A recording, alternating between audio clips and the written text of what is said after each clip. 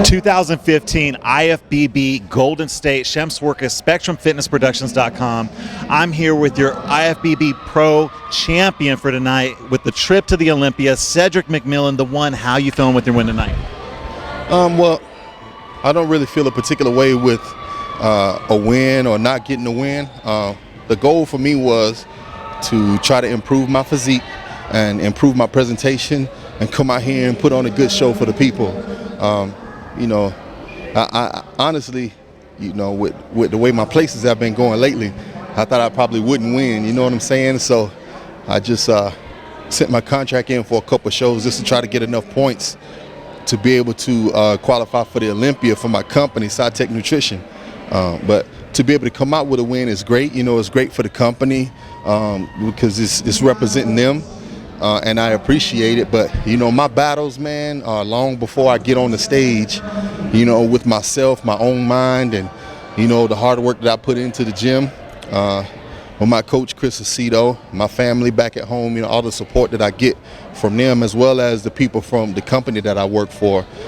So I think maybe this can be a victory that they all can be proud of, but for me, I don't really focus on the win or the loss. I just focus on the work that I put into it and making sure that I go out there and I look presentable and try to put on a good show for the people. So you definitely put on a show for the people tonight. I mean, this routine was absolutely amazing.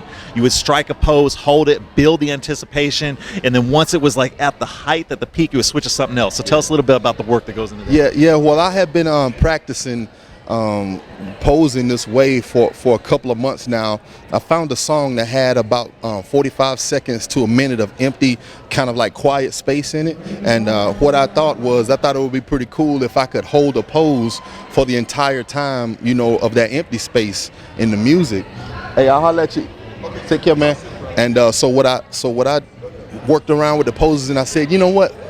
I said, screw it. I said, the hardest pose to do is a front double bicep. I said, because if I try to do a most muscular, my head will probably explode, right? So I wanted to try to hold that back double bicep from head to toe, hold everything, and be able to hold it for a full minute.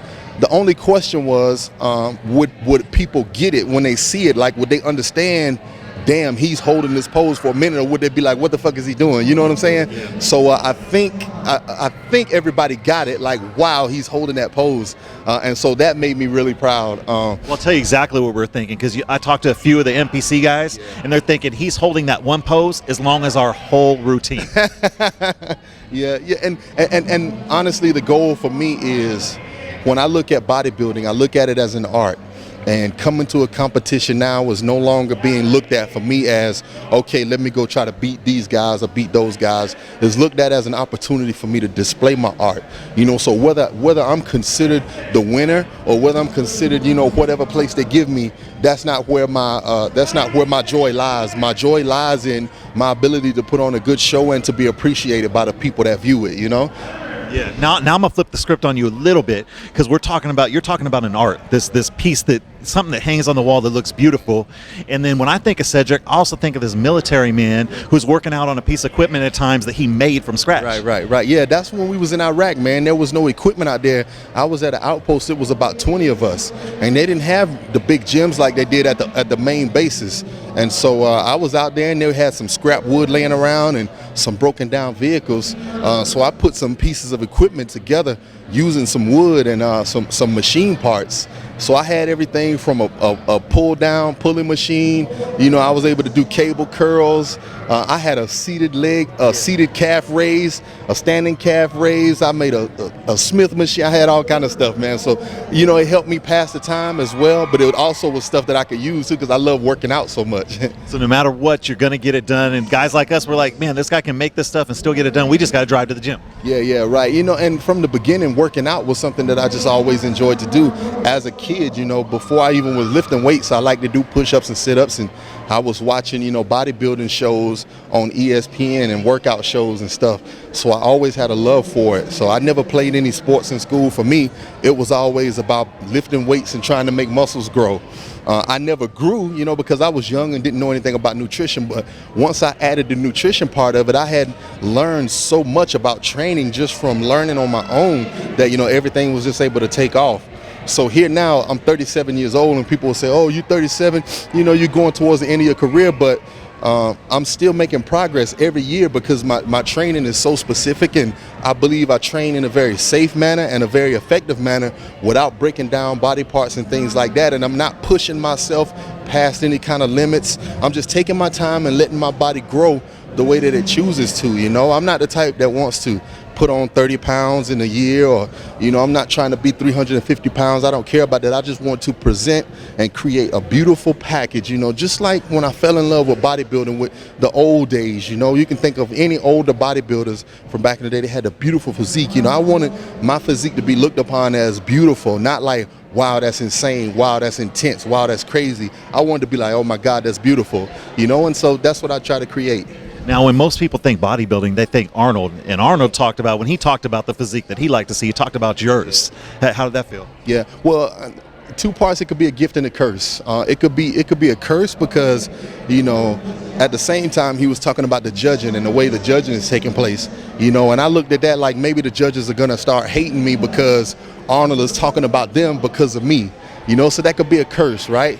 But the good part is I can remember looking at Arnold on TV, wanting to grow up and have a body like his. And so for this same man that I idolize to not only know who I am, but to say that I'm his favorite, you know, that is worth more than any trophy, any amount of money anybody can give me, you know. So I'm pleased with that, and I could die a happy man, you know, in terms of bodybuilding because of that, you know.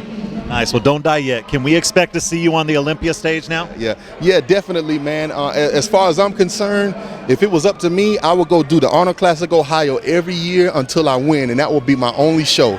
But I understand that it's important to do, you know, more shows and to take yourself around and compete in different countries and different areas so that the fans can get more familiar with you. And also, you know, working for SciTech Nutrition, it's important for me to make sure I get the word out for them and help market the brand as well. So it's important now for me to try to compete more for their sake. So going to the Olympia to represent them is a really big deal as well for me. So you know, like I said, I could just skip it and go to the Arnold, but I know that going to the Olympia is something that will make them very happy. And if I'm able to do something that makes them happy, then I'm happy. Yeah. There you go. So what's on the agenda in the short term? You get a cheat meal tonight. What you looking forward to? Short term, I probably won't eat any cheat meals. Just, I don't know, man, something happened to me. I used to have real horrible cravings, but this show after Brazil, in fact, it was maybe right before I went to Brazil, and definitely after Brazil, I just lost my taste for any junk food. And my diet changed, and for some reason the foods that I'm eating and everything that I'm doing, it takes away my craving for any junk food. So all I want is like a steak and some rice, and that's it, you know. And so I think that also helped my body to be able to grow and stay lean and things like that. So right now I'm about 10 pounds heavier than I was in Ohio, which was heavier than I was in Brazil. And I wanted to try to bring a fuller package. But with that fuller package, sometimes you lose a little bit of detail and a little bit of sharpness.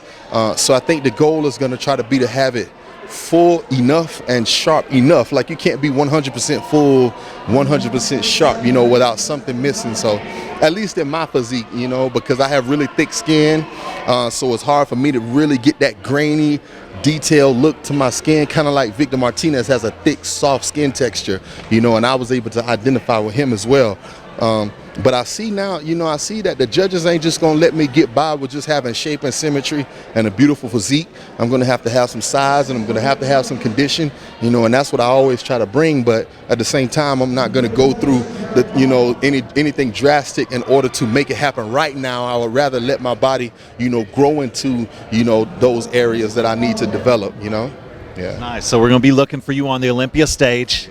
This is your 2015 IFBB Golden State Men's Pro Champion, the one, Cedric McMillan. I'm Shem Swerkes, SpectrumFitnessProductions.com.